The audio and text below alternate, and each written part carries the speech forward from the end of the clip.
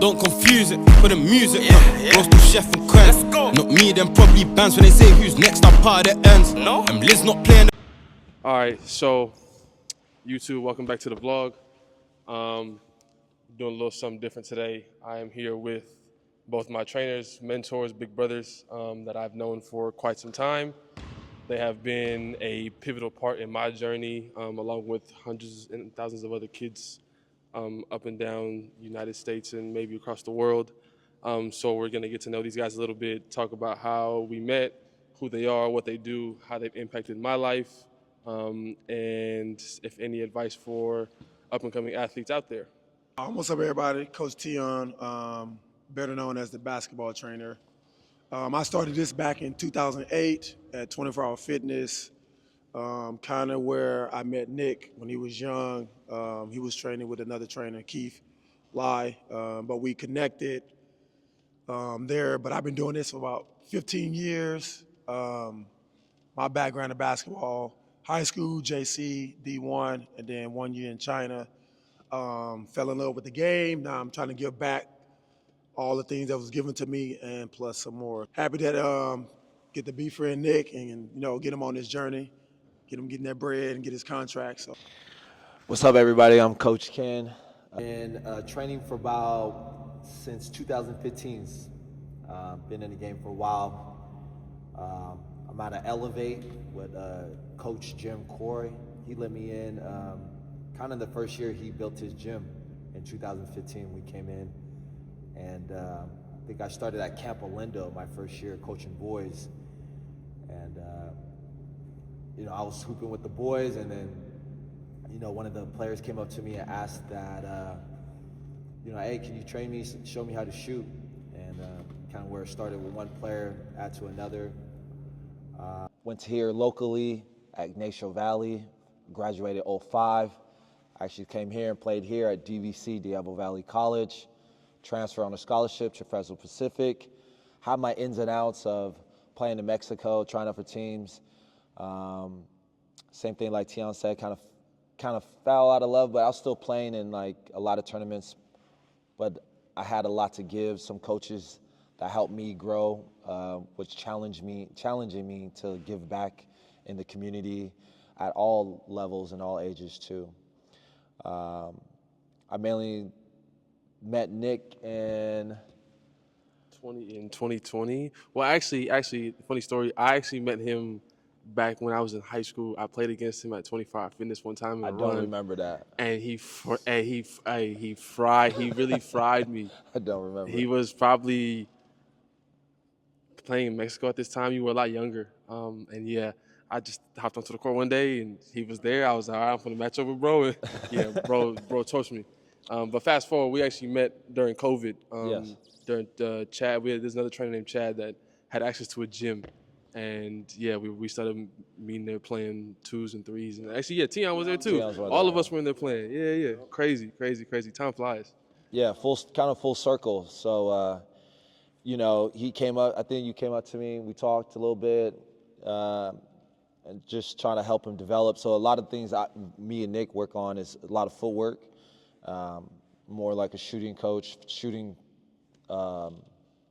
preparation, shooting developing, along with all the things that come in basketball, like the fundamentals of the basketball game. And but shooting preparation, big on footwork, creating space, and I think that really helped Nick where he's at now, just creating space, finding his rhythm. Just a lot of details, the fundamentals in shooting. So I think that's 100%. Being that I'm not the most athletic guy on the floor, and I am a bigger guard, so I tend to match up with these 6'5", 6'6", 6'7" guys.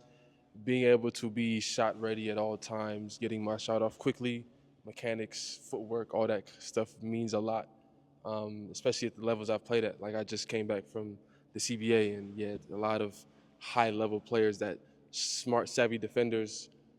So being able to pick those guys apart with the things I've learned from working out with these guys, have gone a long way. And Nick we watch film or he'll send me film, and then we'll break down where he kind of struggling at. And I wouldn't say struggling as in he can't do it, more like be more efficient. So we'll just break down part of the game, and some of the things we're working on lately have been, making reads out of the pick and roll, and then him relocating and finding his shot and trying to get back active. But with most of my training, I'm trying to do more situational stuff. I definitely do, micro skills, form, ball handling and finishing and all that, but more of finding a piece of the game, what situation we're in, and just going and repping that out so he can be more, familiar with it. And he's getting better, especially with his shot. I know Ken's been helping him with his shot, and now, he'll tell you that don't go under the screen anymore. He shoots, he shoots it well now. He shoots it better. And that's props to Ken. But with me, just breaking down the game, small pieces of the game, and then just have him rep it out. And then if I see something that he's not doing, his eyes up, something like that, we'll talk about it and we'll get better at it. And then the second piece will be, I think Nick has been way more mature as a pro. I can tell you when he first started, he was kind of, naive and not knowing what he was getting himself into. But the year he came back with a plan. Like he texts both of us, hey man, this is what I saw, this is how I felt. Right. I need to do this. And that's a sign of a legit pro when they go and they play and like, oh shit, I thought what I was doing was good and it wasn't good enough. So we know we game plan, we get back to the drawing board, and Nick is good at watching film. He's really a basketball junkie, and he brings me stuff and sends us stuff almost every day. Like, hey man, look at this. Hey man, look at this. So try to incorporate it into his game. And like I said, he's a big student of the game, and he's been doing well with it so far. Yeah, it's the older I get, the more I realize how detailed you have to be with this stuff, because there's hundreds and thousands of us across the world that are good at this stuff. So even me, some of you guys have seen on the film before, I play ones with a cat almost every day. He's about 6'5", 6'6". He's built like a tank, bro, as athletic as can be. And even someone like him, I have to be able to get my shot off because he jumps higher than me. He's stronger than me. He's faster than me. But, with the sparring matches are quite even because I'm able to do certain things based off footwork and how dialed in we are in certain aspects of the game. So working out with these guys at certain aspects of my career, especially since I've been past college, have really been godsend in a way. Obviously with Tion, right before I left to go to Australia, I got with him, and it was just a lot of, like you said, in-game kind of reads, a lot of repping up shots and stuff like that. Ken is a lot busier than he is when it comes to getting time in the gym, so hence why I do have both guys, along with them being able to offer different services. But yeah, when I see Ken, it's always refreshing because I get to tone back the workout and we work on little footwork things in the paint. Sometimes we've had workouts where we had to make 10 straight in a row, switches, and we'd be in the gym for an hour working on 2 drills. Same thing with Tion. Got to make 3 shots in a row from a certain spot or on the move. And, sometimes we might sit there for 20 minutes doing the same thing over and over and over and over. But they both have impacted me greatly with on the court stuff, but off the court as well. I talk to them about off the court things that, may not even pertain to anything related that we even talk about, but I might need help with something. I might need some advice. Obviously, Tion has a wife and a family and kids and all that, so there's a bunch of knowledge there that I can always eat from. And then Kendall has his situation going on, and he takes care of his family at home, so stuff I can eat from him as well. So I'll let you guys also kind of talk about how we've impacted each other throughout our journey. Nick really helps me, when we work together, helps me work on things as a pro. I'd say he's probably my only pro. I think I have another one, but he really helps me because he goes back and tells me certain things that, hey, I need to work on this, coming off a curl, creating space. So it really helps me in my training, not just for him, but it can help for other players too. But really just home in on some certain skill sets that all players can use really to get to that next level. And he comes back with a lot of information. Like he said, we'll talk throughout his journey and just help me be a better person, help be a better trainer for him. Because again, and Tion can can reflect on this, but and we said this earlier, like it really had nothing to do with me and him or as trainers out there. It's really for the player and to really just give back in many different ways. So, you know, I appreciate Nick giving me the opportunity to work with him through his journey, and in the off season really shows trust between one another, and I think that's huge. But you know, practicing as we practice as trainers is good for us too. I think sometimes we could get real comfortable as players and trainers, but we keep each other accountable. I think that's really important. Definitely along the line, same thing Ken said. I mean, Nick dropped so many films and knowledge on me. Is you got to be able to keep up. And as trainers, like Ken said, man, you got to be students of the game. And Nick makes sure that we're students of the game, because there's nothing Nick don't know about basketball. Like, he probably didn't get better at stuff, but I mean, the film that he sends us, what he talks about, like I said, the maturity in the beginning, it forces me to make sure that I'm on top of my shit. Right. Because if I'm not, then what I look like trying to give him information and I don't know what the hell I'm talking about. You know what I mean? So his willingness to just watch film and break it down and watch certain players and then send that and say, man, what do you think about this? Look at this. What about this footwork? And what did this read? It forces me, like I said, to like, hey, I got to study too. If he's studying, I got to make sure I study. So that helps me with all my other clients. Like Ken said with the other pros, like hearing him talk makes me know how to talk to other pros. You know what I mean? Like his stories that he shared, like, man, this is the pro life. So when I go with another pro, I kind of like already kind of know what to say and how to act around them, because, you know, pros are different people. They act a different way. You can't be glazing, right? You can't be doing all that, right? Because they about their business. They don't want to can't be a fanboy. You know what I mean? So even though Nick do share off the court stories, which is why he trusts us and we trust him, but it's more of, I know how to act, I know how to train, I know how to, you know, my body language is a certain way. You know what I mean? You have to act a certain way with a pro, and Nick has helped us, especially me, with doing that. You know, because he could come in and, you know, he could look at another trainer, but he chose us to. And you know, I definitely appreciate that. So for me, it's more of, thank you for making me stay on top of my shit. Right. Thank you for, you know, sharing your stories with me, because I mean, when I was young, I had stories too. And hearing that, you know what I mean? I smile. I'm like, man, this man is living his life how he want to live it. Like, sharing that makes me happy. I'm like, he get to share that with me. I'm like, damn, bro, that's dope as hell, you know what I mean? So definitely helps me to be a better trainer for sure. So I definitely, you know, blessed to have, you know, a pro that I get to work out with damn near every day. If it's not every day, it's through the phone. Something's going on with, you know, with us two or us three, you know what I mean? So I definitely appreciate that. The greatest piece of advice I was given growing up with this stuff was that it takes a village. Right. So finding the right trainers and people to be in your circle means something, because there's a lot of people out there that can steer you the wrong way, and they think they got advice, or they think they know what's going on, or whatever the case may be, but, you know, they don't really know what's going on. They're not hip to the things actually going on in the real world. And these two are hip. That's just the best way to put it. They keep it real with me. That's all I ask, right? I was raised that way. My mom and dad, same way. My dad doesn't sugarcoat anything. Till today, you can go through my phone and I can show you text messages after games at my age where he still talks to me like he's my head coach. You feel me? So, yeah, a testament to their work and the amount of effort they put into the game for, you know, all these years. Loyalty is a big thing for me, so I can't, like, if it's a one-off, you feel me, I'll get in the gym with somebody else, but I really won't. And they know as well too, like with Ken, it's normally just straight one-on-one sessions. With T, at max, there's two other guys in the session. I don't really like to have a bunch of guys in the gym.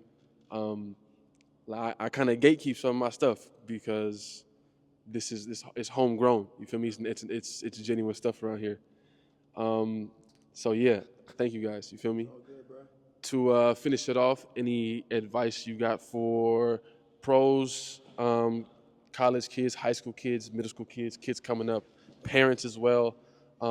Anything that they need to know about basketball, about your journey, and how you can, I don't know, probably give them some direction or some guidance? First thing I would say is, man, know where your kid is at in their journey, because everybody's road is different.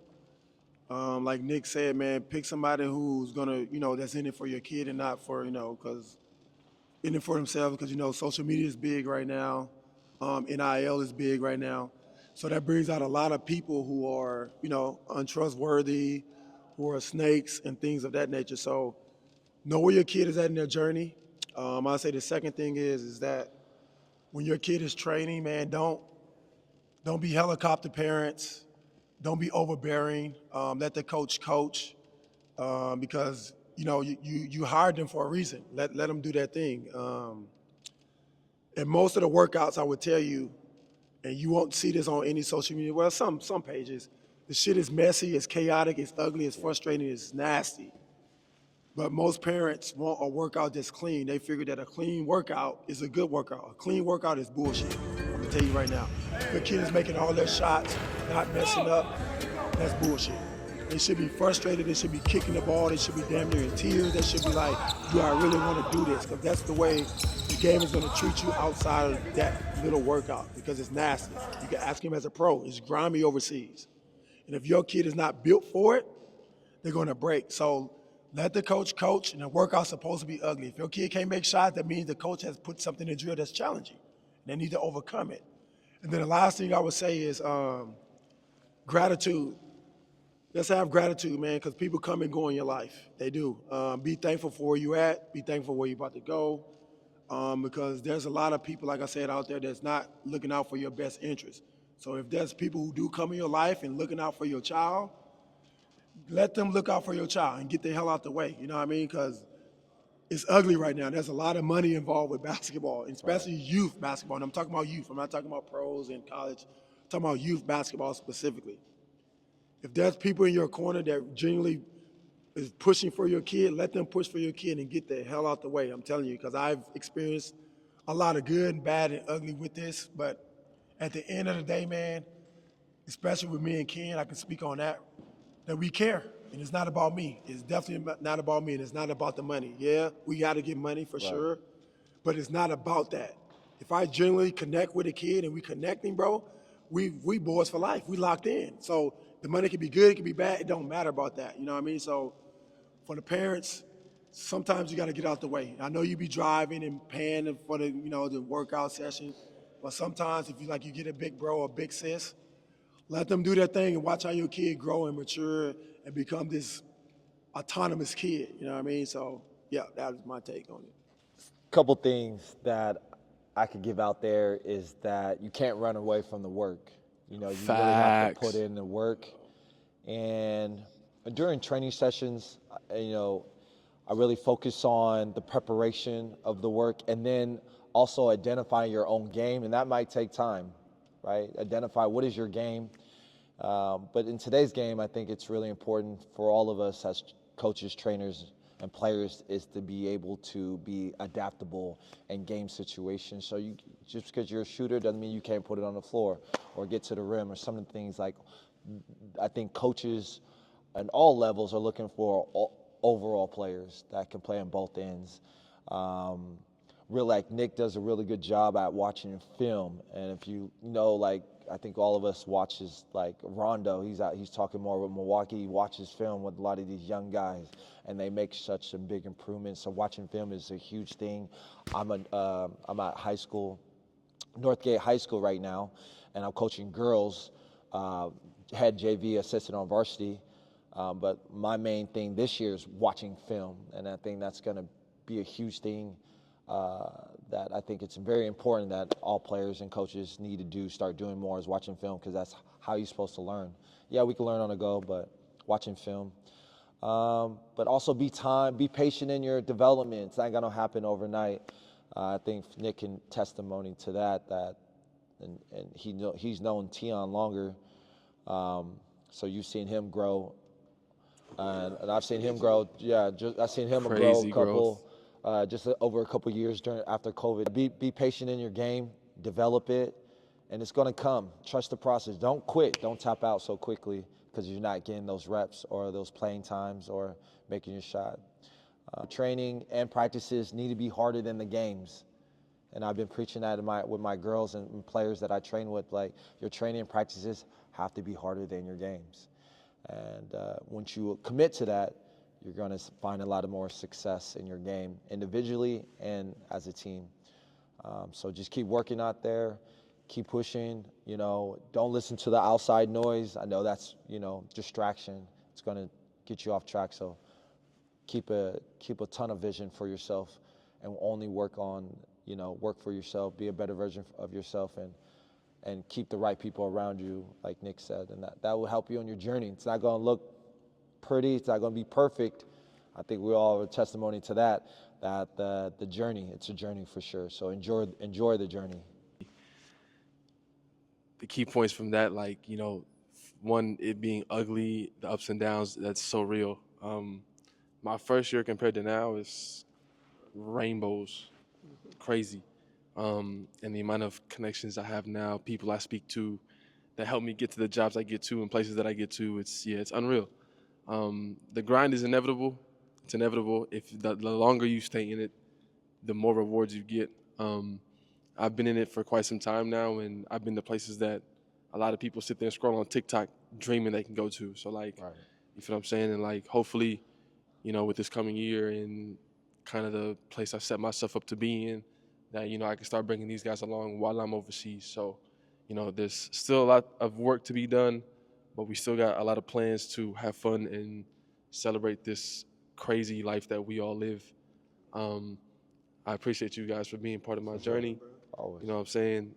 There's plenty more work to be done. We got plenty more stuff to show you guys. They're going to be around till I retire. So any last words for you guys? Real quick. Nick posts a lot, man, but you guys got to understand one thing, man. This life is all about what you make it. Because you can be sad and sorry, or you can be like, get after it. And I know Nick has been getting after it since I first met him. He's creating the life that he wants. So if there's a certain lifestyle that you want, man, really, bro, I know it's cliche. The only person stopping you is you. I don't care what all the shit that's going on in the world, man. I get it. But you also can be on the other side of it. And like I said, that hasn't stopped this man from becoming a pro. And I'm pretty sure coming up, a lot of people told him he wasn't going to be a pro. This man's a pro now. So if there's something that you want out in life, man, do whatever it takes to get it. I'm not saying do some crazy stuff, but I'm saying if it takes work, it takes work. If it takes you studying harder, study. Do that. Do what you want to do to get the life you want. I know it's cliche, but, man, I'm doing what I love. I love hoop, and I'm not doing nothing else. And I'm going to stay, bro. Nope, I'm hooping. That's what I'm doing. They can say whatever they want. I'm doing what I want to do. I have a choice, right? So you also have a choice, and make the smart one. I think the last thing I said it earlier, but don't get caught up in the distractions, because it's easy in today's world. A lot of noise, a lot of distractions, a lot of people steering you probably in the wrong way for their own benefits. So just be careful of the people you put around you. But like I said, tunnel vision. I think that Nick has been a real testimony to that, and staying to the course, even through the struggles. I don't know if he's touched on it, but he had surgery. There was a lot of doubt, but he stuck it out. And just going back off Tion said, is like do the things you want to do in life, and you got to work for it, and he's definitely earned it.